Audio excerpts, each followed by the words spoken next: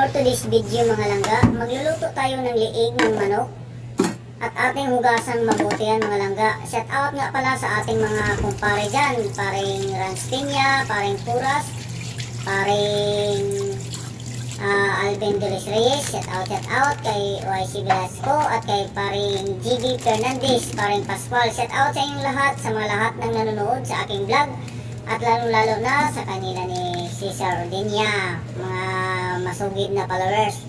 Ayan, lagyan na natin po ng kalamansi at lagyan natin ng pangpakulay ang ating liig ng manok. Susubukan kong lutuin to kasi sabi nila masarap na to sa pangpulutan na pangulam. Asin, bawang na ginayat-gayat ko lang yan mga langga. Yan, tapos lagyan po natin siya ng patis mga langga. Kasi isa yan sa nagpapasarap sa ating liig ng manok. Maglagay din tayo ng granules or kung ano yung maiisip nyo. Sa akin nilagay ko dyan yung magic sarap at lagyan po natin siya ng dinikdik na paminta or durog na paminta. Pwede rin powder, nasa inyo na naman yan kung anong gusto nyo. Yan, may saka yung food coloring niya para matingkad yung kulay ng ating liig ng manok. Yan po mga langga. At yan, marinate po natin yung ating manok. Huwag kayong mag-alala, naghugas naman ako ng mabuti dyan sa ating gripo na tubig galing pa sa Nawasa.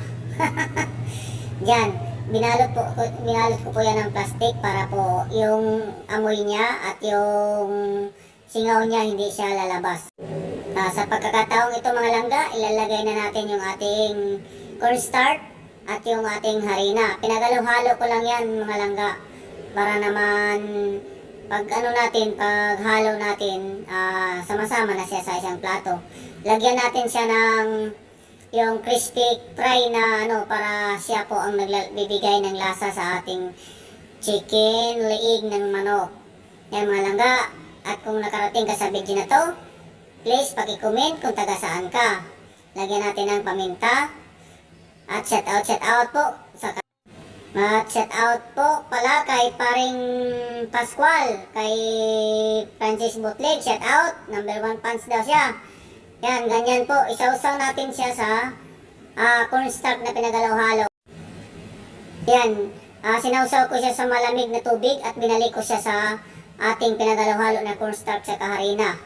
Yan, i-continue lang natin ang ganyang proseso hanggat matapos natin lahat yung yung tubig kasi na malamig, isa din yan sa parang bumuka yung ating manok.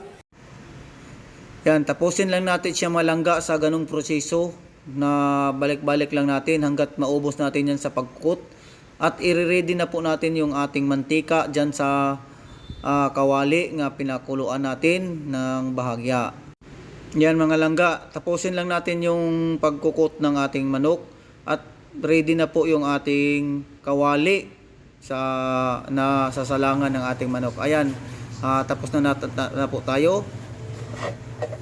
Ayan mga langga, tapos na po yung pagkukut ko sa liig na manok at ready na po yung ating kawali. Sa pagkakataong ito, yung kawali natin na may mantika ay mainit na. Kaya isa-isahin na natin paglagay ang ating ulo na liig ng manok mga langga. Yan kumukulo-kulo siya. Wow, ang sarap. Shout out pala sa mga masugid nating followers dyan, lalong-lalo na sa mga sa feeds ko. Maraming salamat. At ito na po yung ating recipe ngayon, yung liig na manok. Yan, 'di ba? Ang ganda ng kulay ng pagka-cook. Dandahan lang po yung apoy para hindi agad masunog yung ating chicken liig ng manok or neck, chicken neck. Ito ay perfect sa pulutan sa ating mga kaibigan at sa mga kumakain, pwede rin sa ulam mga langga. Yan po ang ating recipe ngayon. Shout out sa mga followers. Ito na po yung ating tikiman portion mga langga. Ito, mayroon tayong, ito yung luto na napaka-crispy nito. At mayroon tayong itong suka na sausawan natin. Mayroon siyang bawang. Yan pakita ko lang. Mayroon siyang bawang. Yan. Bawang, mayroon siyang halo-halo na yan, sili at kalamansi. Yan ating natin ito. At itong fried rice. Yan. Yan yung ano natin mga langga. Unahin natin itong ito. So, wow! Napakalutong siya. Sausaw natin sa suka.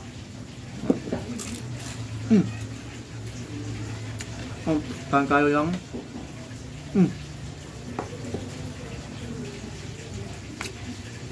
Napakasarap lang ng tikman nyo.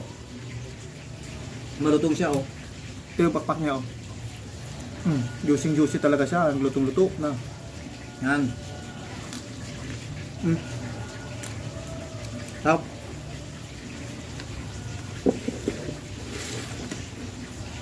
Napakasarap siya.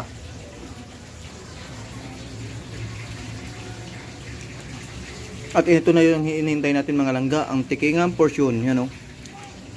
Kita-kita nyo mga langga, ang ating pagkaluto, napakalutong yung ating